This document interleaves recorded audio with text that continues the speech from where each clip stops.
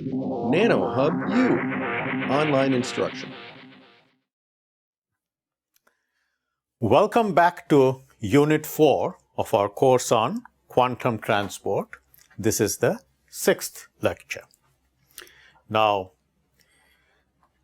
in the past, we had used a Hamiltonian like this, with a conduction band edge and effective mass, and discussed how you could translate this into a tight binding model, how you could choose your parameters of that model, this epsilon and the t, the on-site and the nearest neighbor elements, such that they reproduce the correct dispersion relation that you expect from here.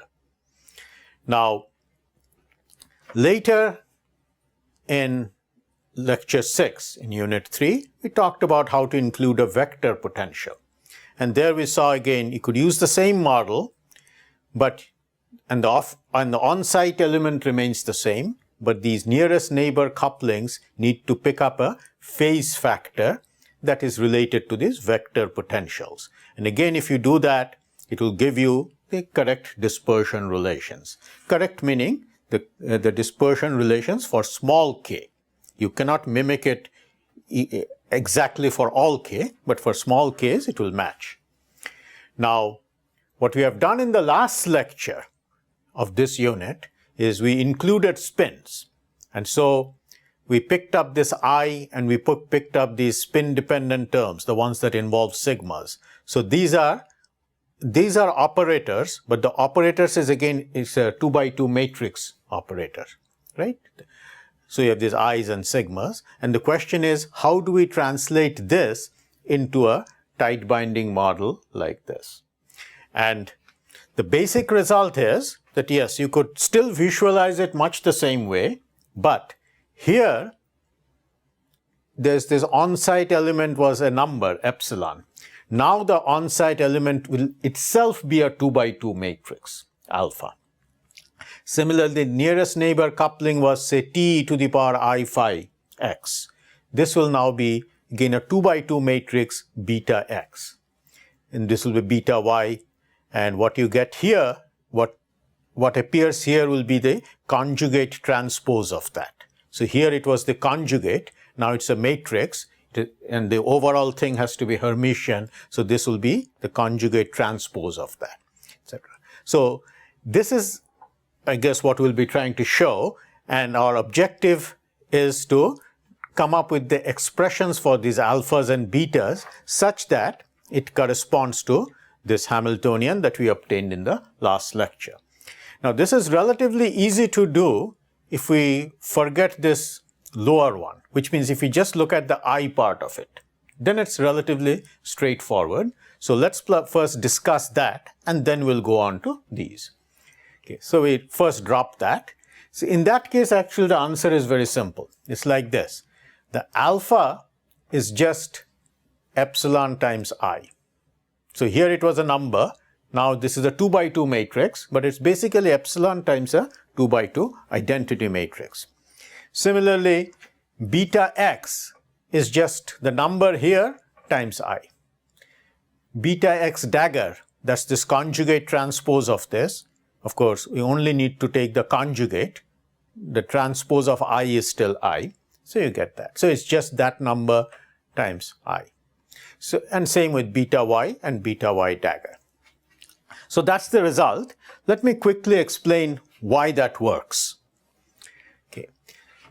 Now the basic principle, as I had mentioned before, is to choose your parameters such that the dispersion relation that you calculate using this tight binding method, which we discussed in Unit 1, so that that dispersion relation corresponds to what we expect from the continuum model. And for the continuum model, it's straightforward to obtain the dispersion relation. Just replace P with h bar k.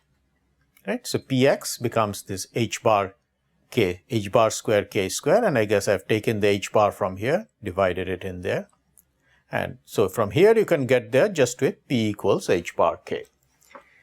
For the lattice model, what you're supposed to do is do this summation over all nearest neighbors. So you start there, you got 1 where m is equal to n when you do the summation. That's the first term. And then you have the terms corresponding to the 4 nearest neighbors. Right? This is what we did, I guess, in Unit 1. And then you can combine these using these trig identities to get these cosine functions. And how do you make this correspond to that? Well, the idea is this is a cosine function, that's a square function. They, of course, won't match all the way. But for small k, you can replace cosine theta with 1 minus half theta squared. And using that, you could make the two correspond. So that was the approach that we had used before. Okay, now what happens is we have an I going with this. So it is like this operator, but then times a 2 by 2 matrix, the I identity matrix here. So if you calculate, if you look at this dispersion relation, then you would also have kind of like an I here. Right? The same I carries over. And the way to include this into the discrete model is put an I on all our parameters. So make the epsilon into epsilon I, put the t to the power I phi x into that, t to the power minus I phi x into, just multiply it with I. And so overall then everything becomes, just picks up an I, which then goes in there. And so if this corresponded to this before, now including the i's also, they will correspond. So you can see relatively straightforwardly that for this Hamiltonian, with the extra I there, all we do is take what we had before and multiply everything by I. So each one is now a 2 by 2 matrix. And we have this pictured here with a alpha for the on-site and betas for nearest neighbor. Okay. Now we come to the harder part of the problem, which is how to include these terms. Here actually the first one is relatively simple. This is a 2 by 2 matrix. Actually it's a num, the sigma dot b, and you could just include it there because this does not involve the momentum. This does not involve this momentum part of it. If you just add it there, you'll see that in the dispersion relation, you'll have added this term in there. So all you need to do is add it to the diagonal term. This one is harder because this one actually involves momentum, p. And the way to include this is if you write it out. So z cross p. So, sigma dot z cross p. So it would be like sigma x times the x component of that. And that would be like py, because z cross p and the x component of that would be py, which you could then write as h bar ky. So that's how you get sigma x ky. Similarly, sigma y times the y component of that, which would then involve px, which gives you the kx. So that's how this term, the minus sign together, that could be written in this form. And in order to get the appropriate correspondence to this lattice, what we need to do is take these linear terms in k and replace them with sine functions. You see, what we did before was we had quadratic terms in k, and they got replaced by the cosine terms in the lattice model. Here you have linear things, so they become the sine functions. So ky I could replace with sine ky a divided by a, because for small k, sine x is just x. So you get ky a, and then the a cancels out, you get ky. So this would be the lattice version of that. Now you can take the sine functions and write them out in terms of exponentials. That is, sine of x is e to the power plus ix minus e to the power minus ix divided by 2i. And same here with the sine kxa, you write the difference between the exponentials and then a 2i here. So now you see you have this part of the dispersion relation written out in terms of exponentials. And then the idea is you look at what goes with e to the power I kxa, and that is what you want to put with beta x. Because if you started from the beta x, when we were calculating the dispersion relation, remember what you do is write out that sum, and you have alpha plus beta x times e to the power I kxa, beta x dagger times e to the power minus I kxa, etc. That's how you would calculate the dispersion relation. Now you're doing it in backwards. You know the dispersion relation and you're trying to figure out what you should put there. And so the idea is whatever multiplies e to the power I kxa, namely that quantity, that's what should go in there. And you can see that's exactly what I've written. Eta over 2a sigma y. Note that here the I was in the denominator. I put it in the numerator, and that's why I lost the minus sign. Next, if you look at e to the power minus I kxa, that is the quantity that should go in there, which is exactly the same factor but with a minus sign. And then if I want the beta y and the beta y dagger, I should look at the coefficients of e to the power I kya and e to the power I minus I kya, and now it will involve sigma x's. So this is how I should choose the parameters beta in order to make the corresponding dispersion relation match what I expect from the continuum model. So that's kind of finishes what we're trying to do here. What I want to do the next is just make a couple of comments about the nature of the eigenstates and the eigenvectors for the spin orbit Hamiltonian, what you have discussed. That is, let's say you focus on zero magnetic field, so the B's and A's are gone. So you have what we had before, and then this new term, the spin orbit term. And the question is, what is the EK relation for an electron that obeys this Hamiltonian? Now, if the second term was not there, then we know what it would look like. It would be just E equals EC plus h bar square k square over 2m. For instead of P, you put h bar k, and you get the dispersion relation.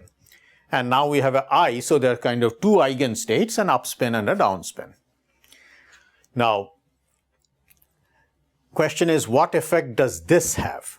And that is the part where it's useful to know a very important identity, or something that you could work out easily, is if you consider this matrix, sigma dot v, where v is any vector, what you can show is that this will have two eigenvalues, and the eigenvalues will be plus and minus magnitude of v. Doesn't matter what direction it points, the eigenvalues are the same. But the eigenvectors, of course, depend on the direction of v, and the plus sign corresponds to an eigenvector whose spin direction is in the direction of v. And the minus sign corresponds to one whose spin is in the direction of minus v. That means, supposing v is x, let's say. So, in the x direction, so unit vector in the x direction. Then the eigenvalues would be plus 1 and minus 1. And the upper one will correspond to an this would be the eigenvalues, and the upper one would correspond to an eigenvector whose spin is parallel to the x direction. And that you can show is 1, 1. In previous lectures we talked about how given any direction you can write down these eigenspinors, the two component spinors. So for v in the x direction, this would be like 1, 1. Minus v would be like 1 minus 1, etc. So those would be this is the general result. So here, then, what we have is eta over h bar sigma dot this.